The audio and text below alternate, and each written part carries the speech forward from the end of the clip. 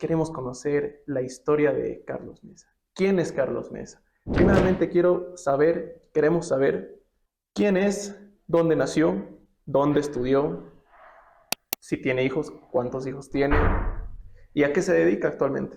Yo nací en La Paz el 12 de agosto de 1953. Estudié en el Colegio San Calixto de Cehuencoma, hoy conocido como San Ignacio, y un año de mi vida estudié en el Colegio San Estanislao de Costa de Madrid, cuando mis padres estuvieron con una beca internacional en Europa. Y estudié en la Universidad Complutense de Madrid, la primera parte de mi carrera, y terminé la carrera de literatura en la Universidad Mayor de San Andrés. Estoy casado con Elvira Salinas, que es una mujer dedicada a la vida académica en el ámbito de la preservación del medio ambiente, con WCS, una entidad de preservación ambiental, y que trabaja sobre todo en el Parque Madidi. Tengo dos hijos, Borja Ignacio y Guiomar. Mi hijo Borja Ignacio está casada con Stephanie Scholz, y tengo un nieto que se llama Alonso, que por supuesto es, como podrás entender, más importante que los hijos ahora. Es un chiquillo de 6 años al que nosotros amamos profundamente. Qué lindo. Usted me dice que culminó la carrera de literatura.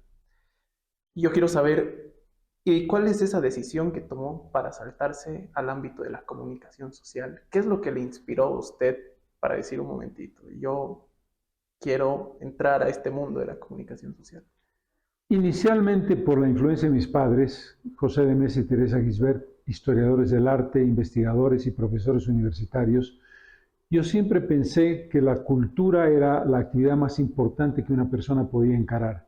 Y en mi orden de valores, la cultura estaba por encima de cualquier otro en la escala de las actividades humanas. Cuando estudié literatura pensé que lo que yo iba a hacer era profesor universitario de literatura en la carrera de literatura de la Facultad de Humanidades de la UNSA, pero en el camino me encontró doña Amalia de Gallardo, porque yo era un aficionado al cine en el Cineclub Luminaria que dirigía Luis Espinal, ese gran hombre de cine, ese gran periodista, ese gran sacerdote que fue Espinal asesinado por la dictadura, diríamos, de García Meza, aunque fue un poquito antes de ello, pero eso no importa. Y ella, doña María de Gallardo, tenía una obsesión que era la creación de un archivo nacional de imágenes en movimiento, la Cinemateca Boliviana. Me invitó a trabajar cuando yo tenía 22 años y estaba estudiando literatura. Conocí a Pedro Sus, organizamos la Cinemateca el año 1976 y ahí fue mi primer desvío, entre comillas. Es decir, la literatura la terminé en la carrera porque ya estaba en tercero de la universidad, pero me dediqué plenamente a la construcción de la Cinemateca y a investigar sobre la historia del cine boliviano.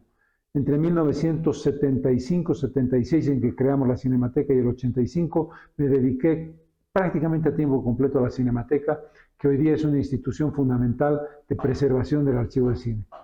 Pero también me gustaba mucho el periodismo por una razón de carambola, porque me encantaba el periodismo deportivo, y ahí conocí a través de la radio.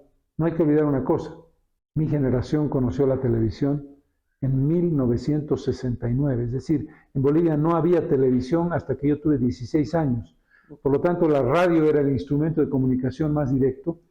Y yo le pedí a mi padre, que tenía un amigo que era dueño de una radio que se llamaba Radio Universo, cuando estaba en quinto de secundaria, que me permitiera pasar la vacación aprendiendo periodismo y aprendiendo lo que sea la actividad de Lorenzo Carri, que era mi mentor, fue mi mentor después, para aprender, para ser un colgandijo, un periodista de calle, cómo se hacía periodismo de la manera más sencilla. Me daba una grabadora portátil que era un toco de este tamaño, salía a las conferencias de prensa de los ministros de Estado, prendía la grabadora, ponía el micrófono, escuchaba y me volvía y entregaba la grabadora, no hacía otra cosa. Estuve 3 meses en la vacación de verano del 69 haciendo ese trabajo. Luego me hacían redactar las cabezas de las noticias más importantes, luego podía redactar la noticia para que fuera leída por el locutor, y luego me permitieron preguntar en una conferencia de prensa, y todo eso bajo la mano de Lorenzo. Eso me entusiasmó extraordinariamente. Por lo tanto, estaba con la literatura, con el cine, la Cinemateca, y con el periodismo como un impulso que después se convirtió en una realidad, no por una razón de interés particular en hacer periodismo, sino porque el sueldo que ganaba en la Cinemateca no me alcanzaba. Me casé yo en ese momento y tenía en esos años y tenía necesidad de mantener a mi familia y en consecuencia, para conseguir un ingreso mayor, empecé a trabajar en Radio Cristal con Lorenzo Carri como comentarista de noticias y ahí empezó mi línea como periodista. Es una línea paralela, no son líneas una detrás de la otra, son simultáneas y que van, digamos, orientándose en un determinado camino hasta que terminé en televisión en 1986 y en 1990 creamos con Jimena Valdivia, Amalia Pando y Mario Espinosa PAT, que fue, digamos, el momento de madurez como periodista y como propulsor de una forma de hacer periodismo distinto. Ustedes nos estaban mencionando del tema de Cinemateca. ¿Usted recomienda, o más bien dicho, para usted, qué tan importante es que una persona sepa de historia, sepa más que nada de la historia de su país? Para mí lo importante es que una persona sepa que hay un mundo gigantesco, extraordinario, fascinante en la historia, en la literatura, en el cine, en el arte, en la ciencia, en la religión, en el conocimiento espiritual, en el conocimiento de cualquier tema que aparezca en escena. Yo me acuerdo cuando comenzó la carrera espacial en 1959, cuando la Unión Soviética lanza el primer Sputnik, me pareció algo fascinante y hoy día te podría contar la historia de la carrera espacial en detalle, el proyecto Apolo, el proyecto Mercury, el proyecto Gemini, las ondas espaciales a Mercurio, a Venus, a Marte, a Neptuno. Y dirás, ¿y eso qué tiene que ver? Tiene que ver con que eso abre tu mente, la investigación, el conocimiento. Hay cosas interesantes, todo es interesante. Uno tiene que conocer quién es, y ahí vuelvo a tu pregunta. Para saber quién eres y cómo te proyectas como persona, tienes que conocer tu pasado. Y lo que nos han enseñado en el colegio es una caricatura del pasado. Un pasado de buenos y malos, de villanos y héroes, de espacios de fracaso y además los bolivianos tenemos una tendencia a la autoflagelación.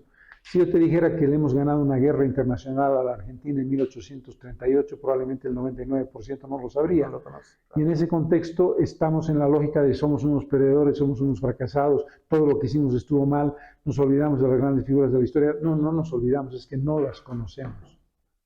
Es muy cierto eso. Hay una frase que justo me hizo recuerdo y me dice: conocer para quererla, quererla para amarla y amarla para cuidarla. Esto tiene que ver mucho con el tema de nuestra historia, ¿no? Como usted dice, la juventud en la actualidad no conoce de esas guerras contra Argentina, no conoce que también tuvimos guerras contra el Perú, no conoce los tratados que hemos llegado probablemente a tener con el Perú, para que el Perú no se levante en armas contra Bolivia. Pero bueno, es fundamental, creo yo, conocer este tema de la historia, como bien lo mencionaba, para que sepamos y dejemos de autoflagelarnos, ¿no es cierto? Quiero pasar con la siguiente pregunta. Usted estaba mencionando del libro, un libro totalmente reconocido, que usted ha escrito junto con sus padres, de historia de Bolivia, hasta el día de hoy, y yo creo que en las generaciones siguientes. Es el libro principal que se estudia para ingresar a las universidades, se los lleva en algunos institutos de colegios, unidades educativas. Y la pregunta que muchos jóvenes se hacen en este sentido es: ¿desde qué etapa de la historia, desde qué página de su libro es donde usted empieza a redactar? Porque hasta donde yo tengo el conocimiento, empezaron con este libro sus padres, ¿no es cierto? Y usted se acopló a esto mediante ya iba indagando, buscando y creciendo personalmente. ¿Desde qué parte del libro usted escribe, redacta la historia de Bolivia?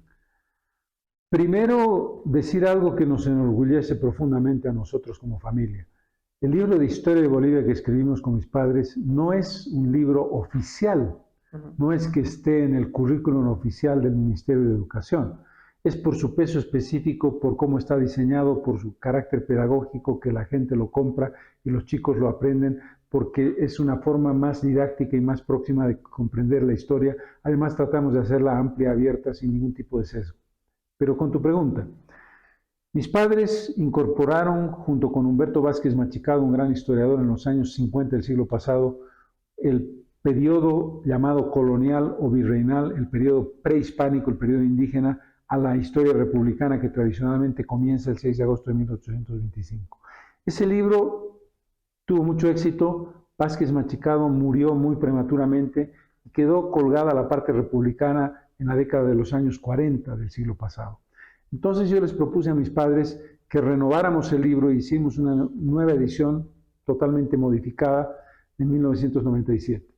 Yo comencé con la parte republicana, es decir, mi padre y mi madre hicieron la parte de la independencia hasta Santa Cruz. Yo comencé con Andrés de Santa Cruz hasta nuestros días. Luego he hecho algunas participaciones complementarias con mi madre en la parte de la conquista, sobre todo de la llegada de Colón a América y la parte de la caída de los incas en Cajamarca, que el capítulo inicial de ese momento lo escribí yo. Pero fundamentalmente mis padres han escrito la parte indígena, previa a la llegada de los españoles, la parte colonial o virreinal hasta la independencia, el periodo de la guerra de independencia que escribió mi madre, y yo a partir de Santa Cruz fundamentalmente.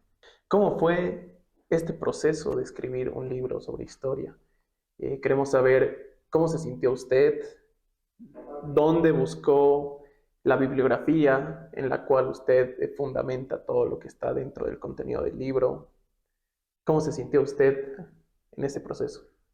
Hay que entender que el libro de historia que escribimos con José de Mes y Teresa Gisbert es un libro de historia general, no es un libro de historia específica o especializada. Hay libros de historia que han ido desarrollando el periodo prehispánico, el periodo colonial o virreinal, el periodo republicano, etapas definidas de la historia. Hay lo que se llama la fuente primaria. La obligación que tiene un historiador es que cuando dice este acontecimiento ocurrió de esta manera, las fuentes que garantizan que eso es verdad tienen que ser los documentos originales sobre los cuales se trabajó un periodo o la tradición histórica o los cronistas, en el caso, los cronistas que escribieron en 1500 y 1600 los temas. Por lo tanto, es una combinación de ambas cosas.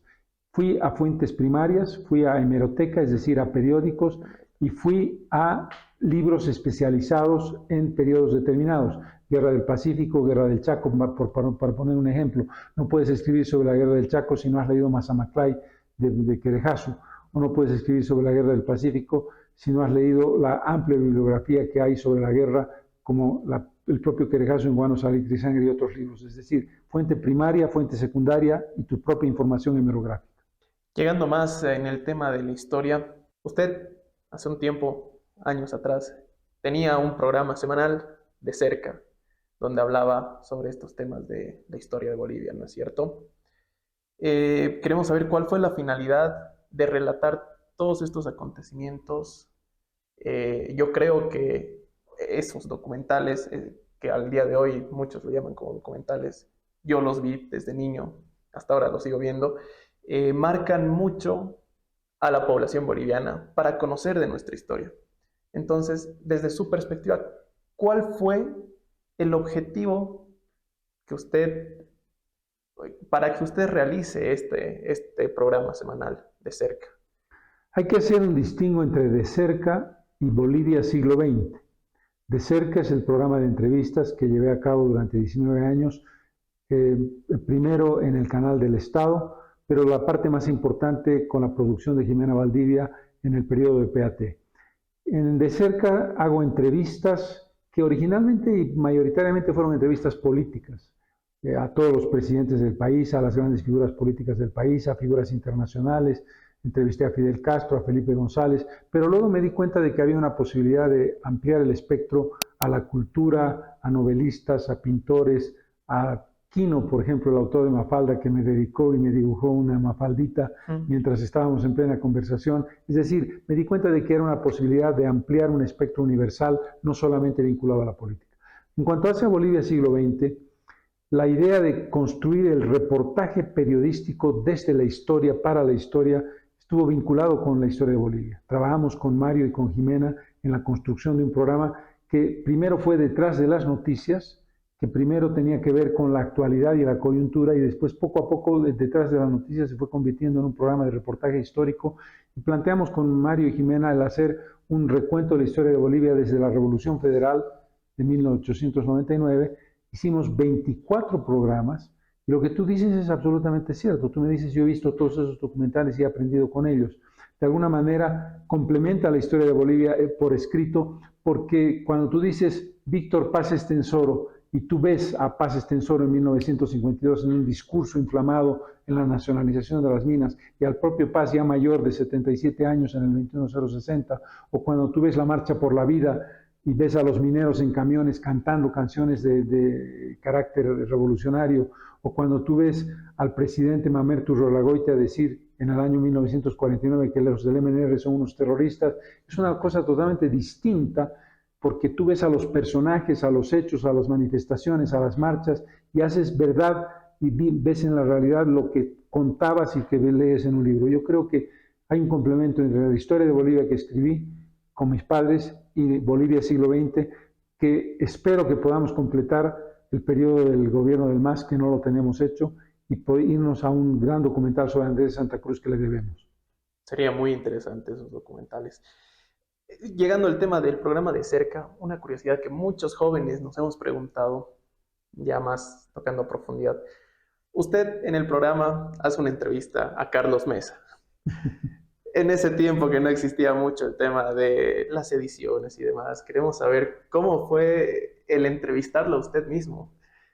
¿Cómo fueron las tomas? Cuando yo lo veo, he visto fragmentos hace un par de años. Sí. Ese programa lo hicimos el año 93, estamos al 2024. Me sorprendo realmente de la capacidad técnica del programa. Es decir, el programa es creíble hoy todavía. Sí. O sea, tú no distingues chapuzas o errores graves de decir, mira cómo se mueve mal la cosa o cómo están mal sincronizados. Fue un verdadero esfuerzo tecnológico que lideró Mario. Mario Espinosa me dijo, es posible hacerlo. Le dije, estás loco, absolutamente perdido, no se puede.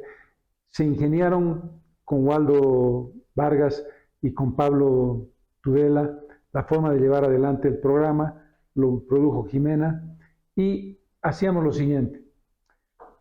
Hice yo primero la parte de las preguntas. Primero me puse un terno de un color claro para el que preguntaba y un terno de color oscuro para el que respondía. Después colocamos la silla mía frente a un monitor.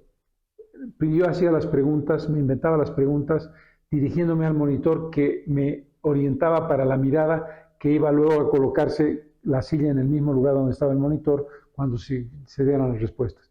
Una vez que terminé las preguntas, iba haciendo una pregunta, pasaba la pregunta, yo me sentaba en el lugar donde estaba el monitor y veía el monitor en el otro lado, y entonces lo veía a Carlos Mesa ya filmado preguntándome a mí, y yo lo miraba a él y respondía. Y así fuimos armando el escenario, colocando las dos sillas exactamente iguales en una posición equivalente con cortes de cámara, es decir, un montaje sobre los dos, entrevistado y entrevistador, de vez en cuando, pero mayoritariamente en corte de cámara. Entonces usted hacía la pregunta, se cambiaba de traje y hacía la respuesta. Las preguntas de una vuelta. Es decir, todas las preguntas que son las que dan el hilo.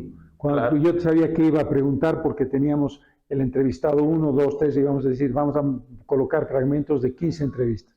Entonces, ¿cómo te fue cuando le entrevistaste a Fidel Castro? ¿Te parece que hiciste una buena entrevista o no? ¿Cuál es la idea? ¿Cómo planteaste las preguntas? Mirando a Carlos. Carlos, ¿qué te parece? ¿Estás de acuerdo con esta forma de hacer la pregunta? A mí me parece que te enredaste un poco. Entonces, cuando terminaba la pregunta, el conjunto de preguntas estaba ya en una cinta, en ese tiempo en la cinta Sumatic. Entonces, iba pasando la pregunta, cortaba la pregunta, iba yo a la respuesta y me grababan la respuesta. Muy interesante eso. Para culminar esa parte, yo quiero saber, después de unos años de lo que se grabó justamente ese programa, hay una pregunta que usted mismo se hace. La voy a modificar un poco, pero usted dice, ¿es más fácil entrevistar o es más fácil ser el entrevistado? ¿Cuál es más difícil? Al día de hoy, ¿cuál sería su respuesta? Por la experiencia de los años, te diría que es más fácil entrevistar que ser entrevistado. Pero esa facilidad del entrevistar tiene una condición sine qua non para el entrevistador. El entrevistador no puede ir desnudo, sin conocimiento, a preguntar una lista de preguntas sin contrapregunta. La contrapregunta surge en el momento de la respuesta del entrevistado. Por lo tanto, primero, si yo voy a entrevistar a Mario Vargas Llosa, y le pregunto sobre Conversación en la Catedral, es obvio que tengo que haber leído Conversación en la Catedral para que mi pregunta tenga sentido, porque de lo contrario es una pregunta que va al vacío. El entrevistado Vargas Llosa me dice, yo escribí la novela de esta manera, muy bien, vamos a ver, y escribió después La Casa Verde, eso no tiene sentido. ¿Qué pasa normalmente en ese contexto? Que tú construyes una columna vertebral teórica de lo que vas a entrevistar, pero las respuestas del entrevistado te van a llevar a la entrevista a otro lado que puede ser mejor que el que tú planteabas. Entonces, eso solamente es posible si tú tienes un conocimiento mínimo del tema, de la persona, de su contexto y de su background. Ahí mi ventaja comparativa, creo, era que he leído muchísimo, que me he preocupado de muchos temas, que tengo conocimientos básicos sobre cuestiones generales y que cuando yo me acuerdo de una entrevista que fue histórica para mí, la de Walter Guevara. Guevara no era un hombre de televisión, era un hombre mayor, nunca había visto una entrevista de televisión. Él me dijo, jovencito, si usted quiere hacer una entrevista a mí, primero tenemos que prepararla adecuadamente y quiero conversar con usted para saber de lo que vamos a hablar. Estuve 12 horas conversando con Guevara, el expresidente de Bolivia. En su oficina, fuimos a su casa a almorzar, pasamos la tarde almorzando, después del almuerzo en la sobremesa, y fue la entrevista en 1984 que me lanzó comillas al estrellato. Eso fue un exceso, por supuesto, eso no se puede hacer con todos los entrevistados, pero si tú vas vacío, si no tienes idea de qué...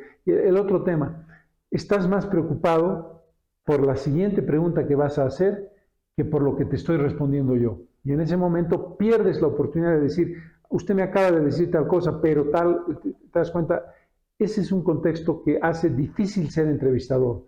Para mí es más difícil ser entrevistado ahora porque tengo la experiencia de los dos lados, pero parto de la premisa de que un entrevistador no puede ir vacío, no puede ir en calzoncillos, como se dice vulgarmente. Claro. ¿A qué edad usted realizó esa entrevista al expresidente Walter Guevara? Yo comencé en septiembre del 83, es decir, tenía 30 años. Cuando empieza con el tema Cuando de las empecé con el entrevistas. tema de las entrevistas. Cuando por primera vez sale en cámara.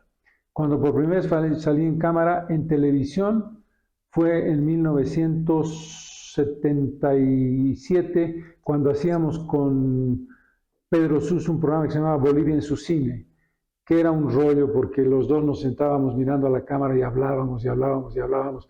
Y decían, así nos ponían la cabeza. Es decir, no nos dábamos cuenta de que el tiempo, hoy día que es una cosa, pero yo ya hemos debido perder el interés de la audiencia en la entrevista. No creo, la verdad. No, pero la capacidad de comprimir tus intervenciones y la capacidad, en el caso de la entrevista, es algo muy, muy importante. El que entrevista no es el protagonista. El protagonista siempre es el entrevistado. Totalmente de acuerdo. ¿Cómo se sintió la primera vez que tuvo que dar una entrevista? Y al mismo tiempo quiero preguntarle y añado esto.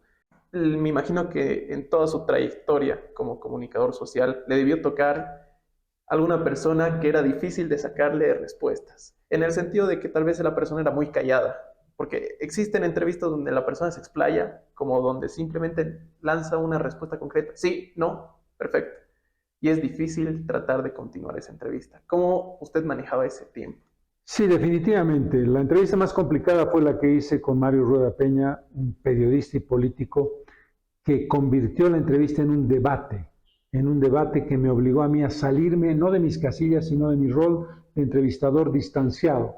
El entrevistador que pregunta, no el polemista que contradice lo que el entrevistador responde. Fue una habilidad de él y fue una entrevista histórica, aunque hoy día en el tiempo por la temática no es tan interesante, es interesante desde el punto de vista de la construcción del proceso de la entrevista. Pero tú tienes razón, es mucho más difícil un entrevistado de monosílabos que un entrevistado que se alarga mucho. A veces el entrevistado que habla mucho, que es mi caso como estoy haciendo en este momento, hay que cortarlo porque habla y habla y habla. Pero bueno, el contexto es más difícil sacarle porque te obliga a tener 40 preguntas, mientras que a un entrevistado que se explaya tienes que hacerle 10 o 12. Depende y tienes que tener la habilidad para conducir la entrevista y para entender al entrevistado y sacarle el jugo y hacerlo hablar. Eso es muy, muy interesante realmente. Quiero pasar ya brevemente con unas últimas preguntas. La primera que le hago respecto a su visión como historiador. ¿Usted cree que es fundamental que dentro de los colegios de Bolivia, las unidades educativas, se estudie más a fondo el tema de nuestra historia, la historia de Bolivia? Porque en mi caso, y le soy muy sincero, la historia de Bolivia, hablamos de la Guerra del Pacífico, Guerra del Chaco, probablemente Guerra del Acre, pero es solo una página dentro del texto. ¿Usted cree que sería fundamental ampliar más páginas para que los jóvenes tengan más conocimiento de nuestra historia? Me parece imprescindible e imperativo, pero me parece más importante el que antes de entrar en el tema específico del desarrollo de los hechos históricos, entendamos, y que los chicos lo puedan entender, que somos hijos de dos ramas fundamentales de la historia y de la cultura: el mundo indígena y el mundo occidental, el mundo europeo. Nos guste mucho, poco o nada, la torta no se puede partir a mi gusto. Como este pedazo que es el que me gusta y este no lo como porque es una barbaridad, porque sabe muy feo. Yo tengo un brazo indígena y tengo un brazo europeo.